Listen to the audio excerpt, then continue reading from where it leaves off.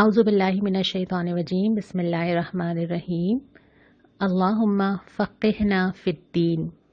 पारा नंबर 11 का हम आगाज़ कर रहे हैं और सूरह तौबा जो कल पारा नंबर 10 में हम पढ़ रहे थे, अभी ये सूरत तकरीबन दूसरे रुबा तक चलेगी। पहले कल के सवाल पे नज़र डाल लेते हैं। कल का सवाल शायद आपको मुश्किल लगा क्योंकि मैंने उसमें आपसे आयत नंबर पूछा था कि अल्लाह ताला के यहाँ किन लोगों का दर्जा बड़ा है, ये सूरह तौबा में कहाँ आया है।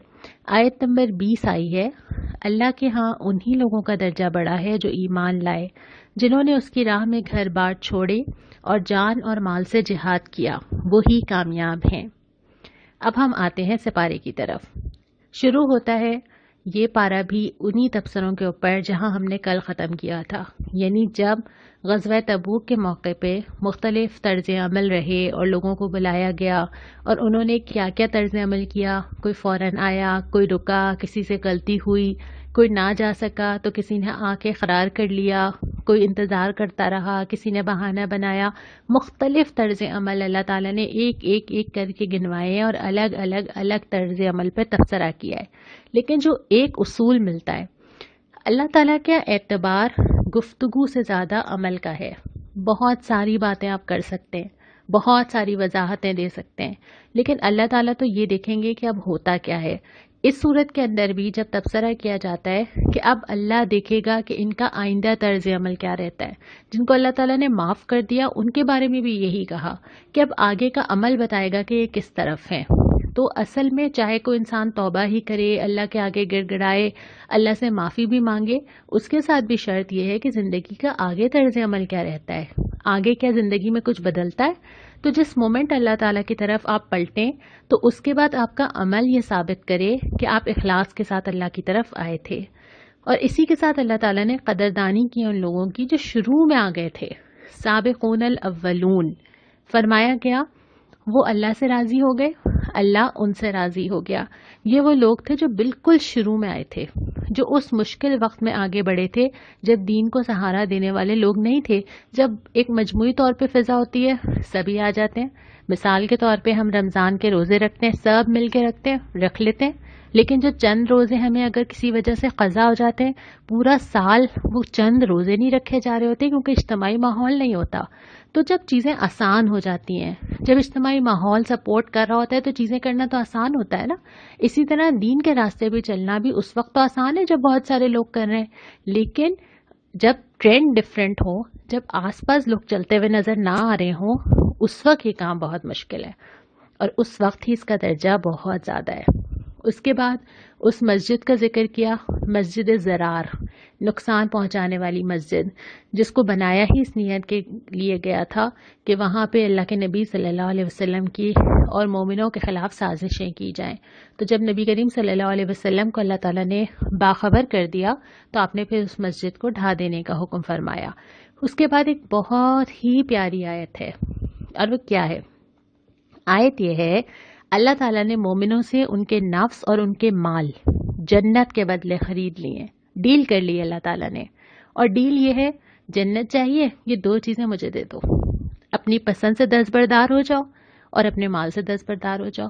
ये दो चीज़ें तुम जितनी ज़्यादा अल्लाह के लिए दोगे, अल्लाह की जन्नत दोगे, उतने ज़्यादा हकदार हो जाओगे। और उसके बाद फिर ये फरमाया, खुशी मनाओ इस सौदे के ऊपर। तुम्हें तो खुश होना चाहिए कि अल्लाह तुम्हें इतना कुछ दे रहा है तुम्हारी इतनी सी चीज़ के बदले। और एक दफ़ा अल्लाह से सौदा करने के बाद आप वापस तो नहीं ले सकते। और ये सौदा हम कब करते हैं? जब हम कहते हैं ला इलाहा इल्लल्लाह मुहम्मद रसूलुल्लाह। जब हम ये कह देते हैं और फिर जब हमने पहला पारा शुरू किया था, इय्याका नअबुदु व इय्याका नस्तईन, सिर्फ तेरी इबादत करते हैं, सिर्फ तुझसे मदद मांगते हैं, तो हम ये डील साइन कर लेते हैं। हमने अल्लाह ताला से डील साइन कर ली अपने मुसलमान होने की हैसियत से। अब उस डील को हम ब्रेक नहीं कर सकते। हम ये नहीं कह सकते कि नहीं कुछ मामलात में तो करेंगे, कुछ में नहीं करेंगे, क्योंकि जन्नतों के लिए तो हमने खुद अल्लाह ताला से वादा किया है। और उसके बाद तसल्ली ये दी है कि ऐसा नहीं हो सकता कि तुम कोई भी मुश्किल उठाओ, مثال کے طور پہ بھوک پیاس، کوئی قدم اٹھاؤ، کوئی مشقت کرو، کچھ اللہ کے لیے خرچ کرو اور اس کے بدلے تمہیں ایک نیک عمل نہ دے دیا جائے. ہر وہ چیز چاہے وہ ایک چھوٹا سا کانٹا ہو، مجھے تو یاد بھی نہیں ہے کہ کیا کیا ہوا ہوگا 10 سال 20 سال 15 سال پہلے، لیکن اللہ تعالیٰ ہر مشقت اور مشکل کے بدلے عمل صالح کا وعدہ کرتا ہے. اسی مقام پہ جہاں اللہ تعالیٰ نے یہ فرمایا ہے کہ اللہ نے مومنوں کے مال اور ان کی جانیں جنت کے بدلے خرید لی ہیں، وہاں اللہ تعالیٰ نے کچھ کوالٹیز بھی بتا دی ہیں، ساتھ ہی بتا دی ہیں کہ جو لوگ ایسے ہوتے ہیں جو اللہ سے یہ ڈیل کر لیتے ہیں وہ پھر کیسے ہوتے ہیں. اور کچھ تقریباً 7-8 کوالٹیز اللہ تعالیٰ نے یہاں پہ بتائی ہیں کہ ان لوگوں کے اندر یہ صفات ہوتی ہیں.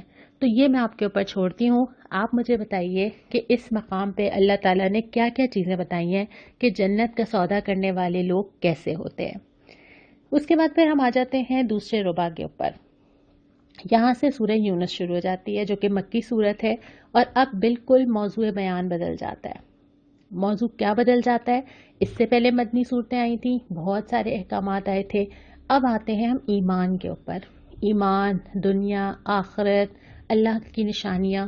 اور صورت بھی ایسے ہی شروع ہوتی ہے کہ اللہ کی کتاب اور اس کی آیات حکمت سے لبریز ہیں، یعنی بہت سارے احکامات کی جو حکمتیں ہیں ہو سکتا ہے کہ تمہیں سمجھ نہ آئیں.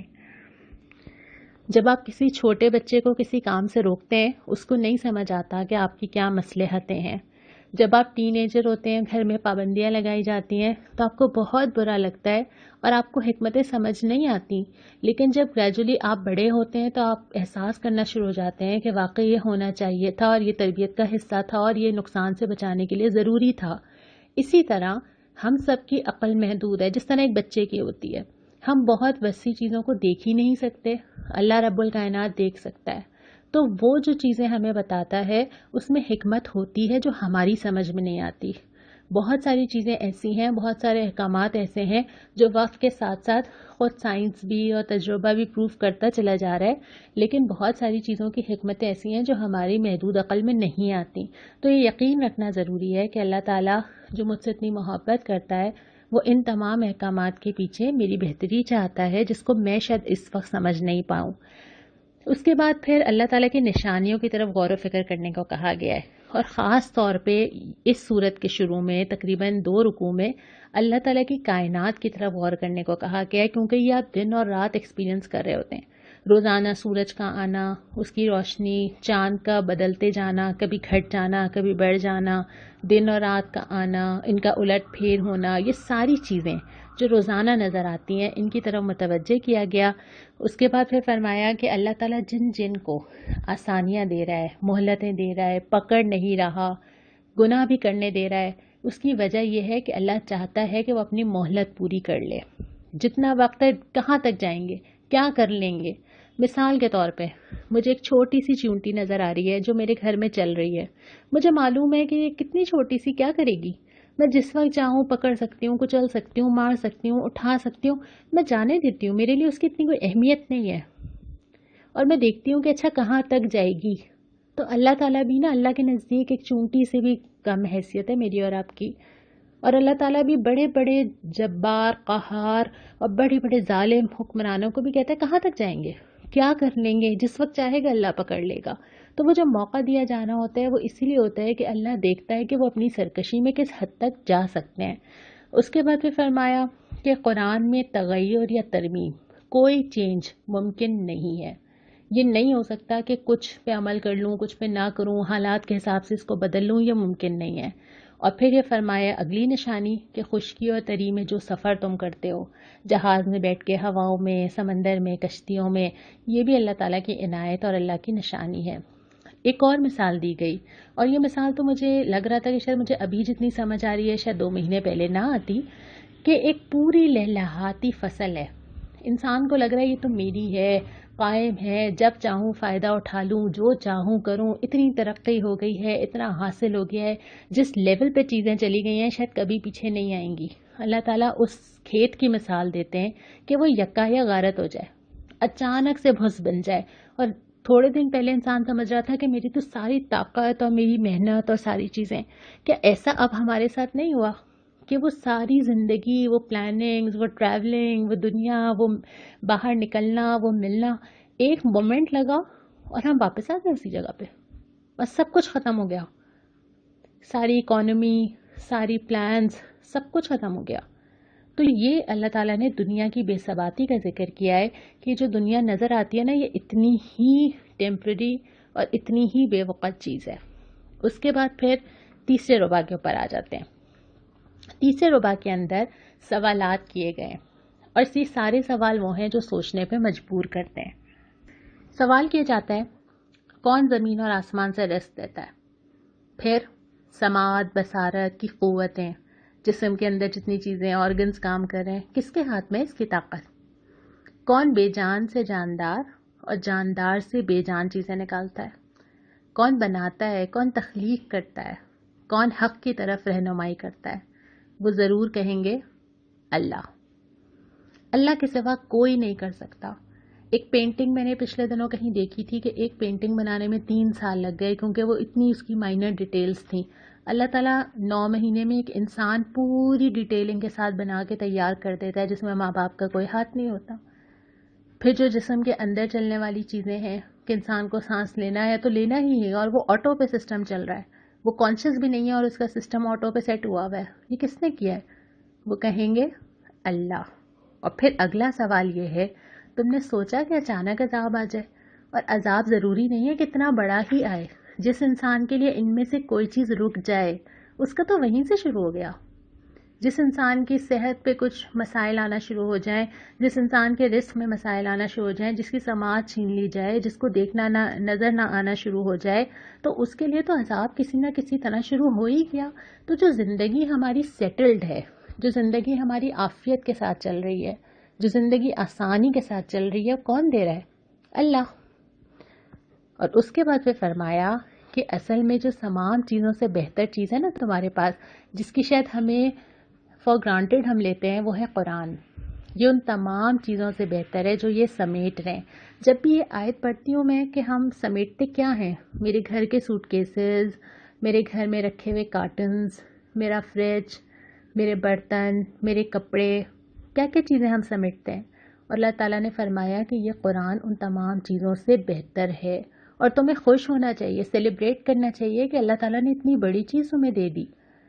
لیکن ہم شاید اس قرآن کو اس طرح نعمت کو محسوس ہی نہیں کرتے، کیونکہ ہم نے اس کو کہیں جا کے ڈھونڈا نہیں ہے۔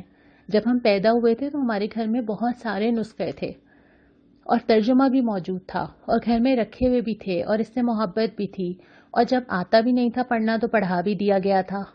تو یہ تو اللہ تعالیٰ کی نعمت تھی، آنکھ کھلی تو قرآن کو موجود پایا۔ تو اس نعمت کو محسوس کرنا بہت ضروری ہے کہ یہ اللہ کی اتنی بڑی بلیسنگ ہے کہ اس کی قدر کرنی چاہیے، اس پہ خوشیاں منانی چاہیے، اس سے تعلق بڑھانا چاہیے۔ اس کے بعد پھر جو پارہ نمبر 11 کا چوتھا ربع آتا ہے، یہ شروع ہوتا ہے انبیاء کے قصوں سے۔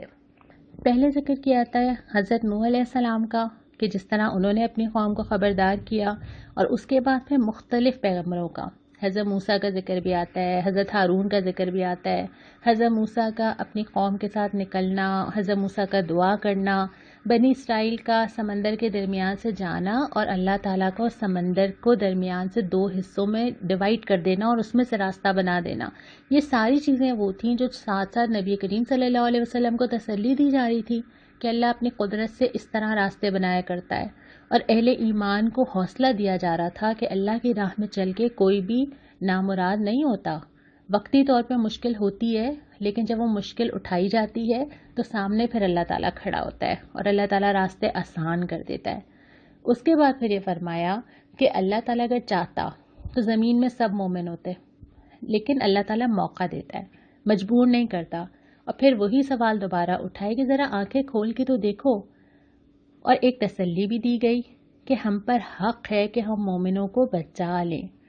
اللہ تعالیٰ مومنین کو مدد کرنے کو، ان کی دعا قبول کرنے کو، ان پہ رحم کرنے کو، ان کی توبہ قبول کرنے کو، ان کو برکت دینے کو اپنے اوپر خود ہی لازم کر لیتا ہے کہ جو لوگ اللہ کی طرف بڑھیں گے، پرابلمز ہوں گی، شروع میں مشکل ہوگی، تھوڑا سا سٹیپ لینے پڑیں گے، اس کے بعد اللہ تعالیٰ کہتا ہے کہ جب وہ ڈیسیشن لے کے میری طرف قدم بڑھا دیں گے تو اللہ تعالیٰ ان چیزوں کو اپنے اوپر لازم کر لیتا ہے کہ اللہ تعالیٰ ان کا ساتھ دے، ان کے لیے چیزیں آسان کر دے، ان کو سہولت دے۔ لیکن مطالبہ کیا ہے؟ وہ یہی ہے جو اس صورت کے آخر میں آ رہا ہے کہ یکسو ہو کر اپنے آپ کو اس دین پر قائم کر لو۔ یکسو ہونا یہ ہوتا ہے کہ انسان طے کر لے کہ بس اب یہی میرا راستہ ہے اور اسی پہ مجھے چلنا ہے، اور پھر کوئی شک، کوئی اگر مگر، کوئی سوال، کوئی الجھن، کوئی کنفیوژن دل میں نہ رہے۔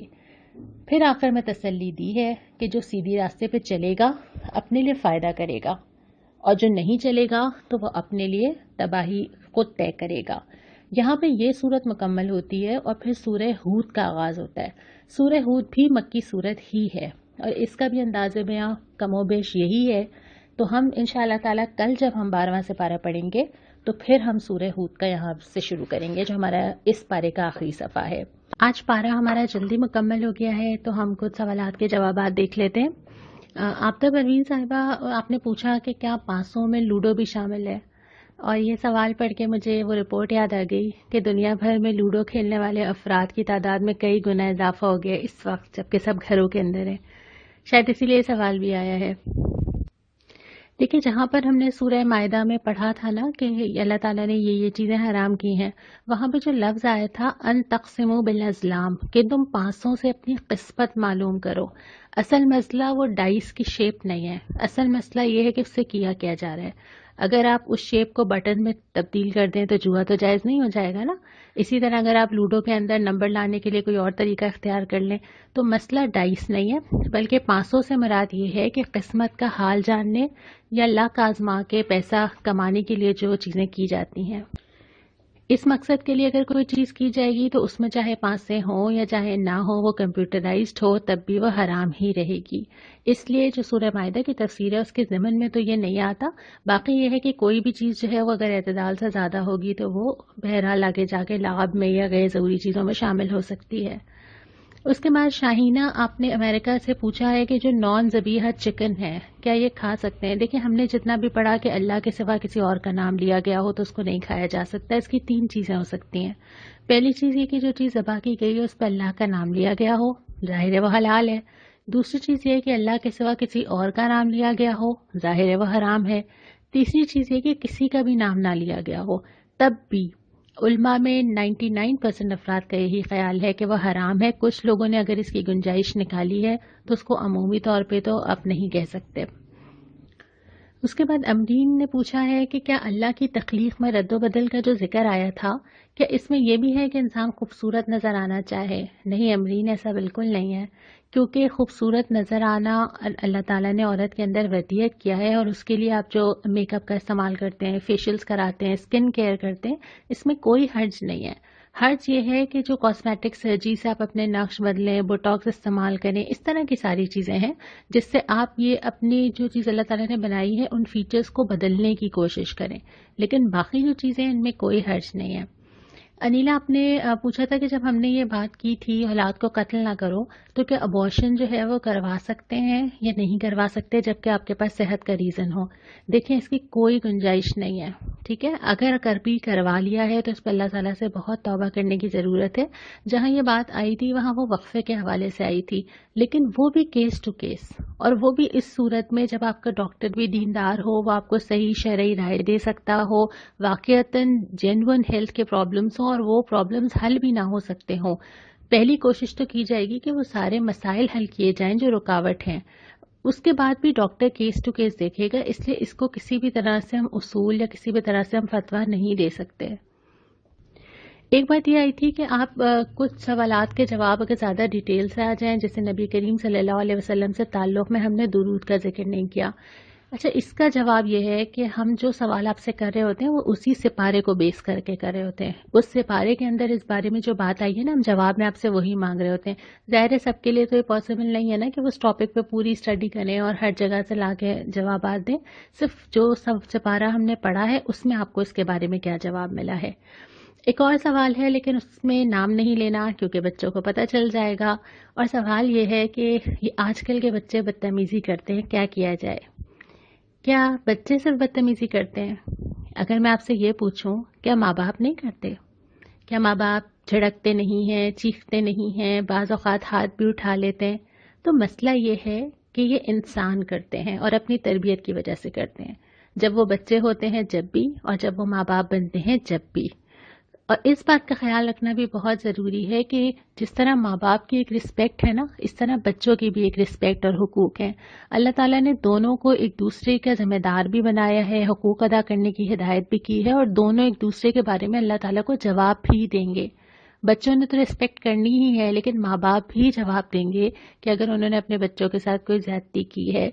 لیکن عمومی طور پہ جو ہماری آج کی نئی جنریشن ہے یہ بہت زیادہ سمجھدار ہے اور یہ بہت زیادہ سوال کرتی ہے، جو پچھلی جنریشن نہیں کرتی تھی۔ اب جب یہ بہت سوال کرتی ہے تو کبھی کبھی ہمارے لیے ان کو ہینڈل کرنا بھی مشکل ہو جاتا ہے، اور یہی ان کی سب سے بڑی خوبی ہے۔ اگر یہی خوبی ان کی پازیٹیولی دیکھیں نا، کہ یہ جس راستے پہ چلنا چاہتے ہیں یہ مطمئن ہونا چاہتے ہیں، تو اللہ تعالیٰ نے اگر ان کے اندر یہ سمجھداری دی ہے تو اس سمجھداری کو تو سمجھنا چاہیے، قبول کرنا چاہیے، برداشت بھی کرنا چاہیے اور مطمئن بھی کرنا چاہیے۔ رہی بات یہ کہ ہم معاملات کے دوران جو اخلاقی حدیں کراس کر جاتے ہیں تو اس سلسلے میں دونوں کو ہی یہ یاد رکھنا چاہیے کہ ہمیں جواب اللہ رب العالمین کو ہی دینا ہے۔ کچھ سوال ابھی باقی ہیں، لیکن انشاءاللہ آئندہ کسی بھی دن کسی بھی ویڈیو میں ہم ان سوالات کو کور کریں گے۔ اب ہم دعا کی طرف چلتے ہیں۔ اس سپارے کے اندر جو دعا آئی ہے، کل ہم نے کوئی دعا اس لیے نہیں پڑھی تھی کہ کل ہمارے پورے سپارے میں کوئی دعا نہیں آئی تھی۔ اس سپارے کے اندر جو دعا آئی ہے وہ یہ ہے، ربنا لا تجعلنا فتنة للقوم الظالمین ونجنا برحمتک من القوم الکافرین۔ اے رب، ہمیں ظالم لوگوں کے لیے فتنہ نہ بناؤ، اور اپنی رحمت سے ہمیں کافر لوگوں سے یا کافر قوم سے نجات عطا فرما۔ اللہ سے دعا ہے کہ اللہ اپنے دین کے راستے پہ چلنا ہم سب کے لیے آسان کرے۔ وآخر دعوانا ان الحمد للہ رب العالمین۔